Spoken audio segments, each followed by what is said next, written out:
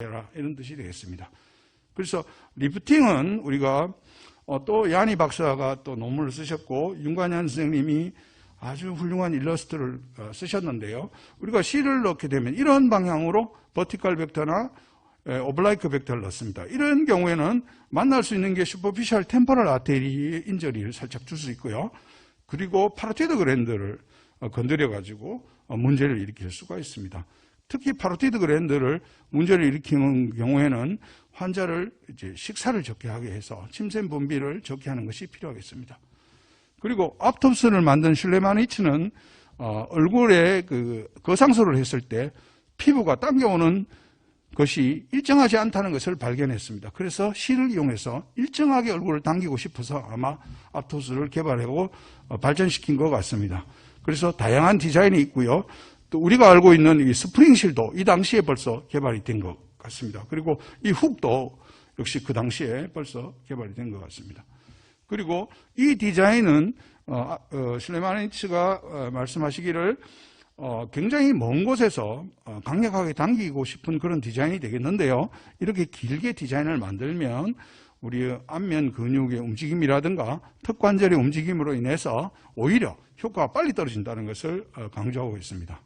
그래서 국내 논문을 보면은 우리 얼굴에 이렇게 코구실이나 피디오실을 넣게 되는데요. 팔자를 당기기 위해서 3줄과 또 아래쪽으로 2줄을 넣어서 양쪽 얼굴에 합쳐서 10줄을 넣고 긴 실을 그냥 가볍게 2개를 넣었을 때 당연히 리프팅이 되고 또 더 좋은 것은 얼굴의 안색이 좋아진다는 것입니다. 그래서 우리가 환자들한테 적극적으로 권유를 해도 되고 실제로 저도 이제 10년에 걸쳐서 5번 해봤는데 시술할 때 굉장히 좋은 결과를 얻는 것 같습니다. 그래서 논문 베이스가 있으니까 적극적으로 시술을 하셔도 되고요. 다만 이제 딤플이나 이런 것이 생기면 안 되는데 딤플을 막기 위해서는 조금 깊이 시술하는 것을 연습을 하셔야 되겠습니다. 그리고 눈 주위에 약간 시술하고 나면 쪼글쪼글해집니다. 그것은 오히려 정상적인 어떤 형태로 생각하시고 오히려 환자한테 격려를 하시는 것이 필요하겠습니다. 그래서 시술 포인트는 주로 이제 지금 사진은 프레티스마 오리큘러 리가멘트를 나타내는 거고요. 주로 이제 트라구스나 헬릭스 쪽에서 오블라이크 벡터를 내고요. 아이브로우나 아이브로우 위쪽에서는 버티컬 벡터를 내는 것을 선호합니다. 그것은 뭐 저절로 된 것이 아니고요. 환자들이 그렇게 하니까 좋아하시더라고요. 그래서 저도 모르게 이런 벡터를 주로 쓰는데요. 지금은 이제 6개를 넣은 거고요. 요거는 8개를 넣은 겁니다. 더 넣고 싶으면 얼마든지 더 넣어도 됩니다. 그래서 그 사람의 지방의 두께를 보고 판단하시면 될 것 같습니다. 그래서 요것은 우리 장미가시실이라는 실이 있지 않습니까? 그것보다도 이제 좀 더 강하게 만드는 몰드 코그라 해서 끝쪽에 이렇게 코그가 더 달려 있습니다. 그래서 제가 이것을 써보니까 우리 간호사들이 굉장히 좋아하시더라고요. 그래서 이렇게 실을 넣는 모습을 보여드리고 있습니다. 보통은 이렇게 한 다음에 타일을 하거나 아니면은 그냥 커팅을 하면 됩니다. 예. 그래서 결과는 나중에는 슬림해지고 좋았습니다. 그리고 이제 우리가 PDO 실을 사용할 때는 이와 같이 템플에 이렇게 실을 넣는 경우가 있는데요. 저는 이것을 선호하지 않습니다. 그 이유는 이것이 의외로 통증이 심하고요. 이 부분을 자꾸 손상을 주게 되면 2년 후에 또는 3년 후에 또 시술을 할 때 반드시 문제를 일으킬 수가 있기 때문에 이것은 선호하지 않고요. 또 그 시술을 할 경우에는 이렇게 딤플이 일시적으로 생깁니다. 이게 이제 3주 정도 갈 수도 있거든요. 그래서 환자한테 많이 시달릴 수가 있습니다. 그리고 앞광대 쪽은 이제 잘 처지잖아요. 그리고 앞광대 쪽을 올리는 것은 쉽지 않습니다. 그래서 우리가 웃을 때 광대에 팔자주름이 깊어지고요. 또 나이가 들면 팔자주름이 깊어집니다. 이렇게 처지게 되고요. 그다음에 이제 근육이 이렇게 당겨짐으로써 팔자주름이 심해집니다. 그래서 앞톱스는 이와 같이 커브드 된 디자인을 제안하고 있고요. 또 저희들은 그냥 가볍게 이렇게 당겨주고 있습니다. 이 지방층에 넣으면 자동으로 스마스층에도 들어갑니다. 그리고 이렇게 많이 넣어도 되고요.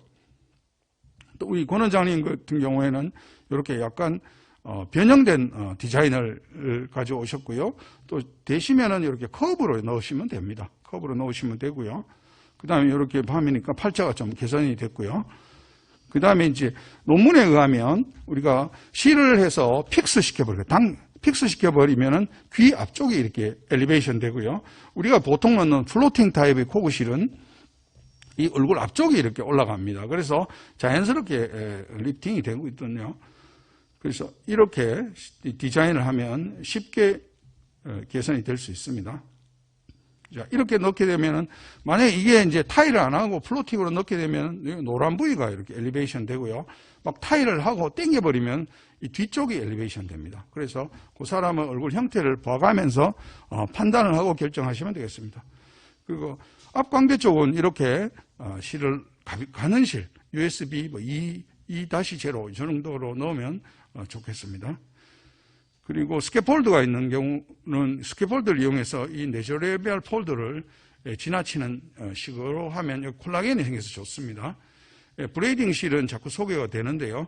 브레이딩 실은 이제 이런 미간이라든가 눈 밑, 그리고 앞광대 만들기, 팔자, 메리오네트 라인 어디에도 사용을 할 수가 있습니다. 그래서 익히는 것이 이제 더 중요하겠죠.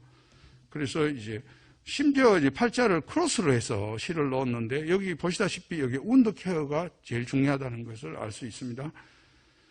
그래서 브레이딩 실을 넣는 방법인데요. 브레이딩 실은 여기 보시면 USB 70 곱하기 7-0 곱하기 16이죠. 이런 경우는 실이 가늘거든요.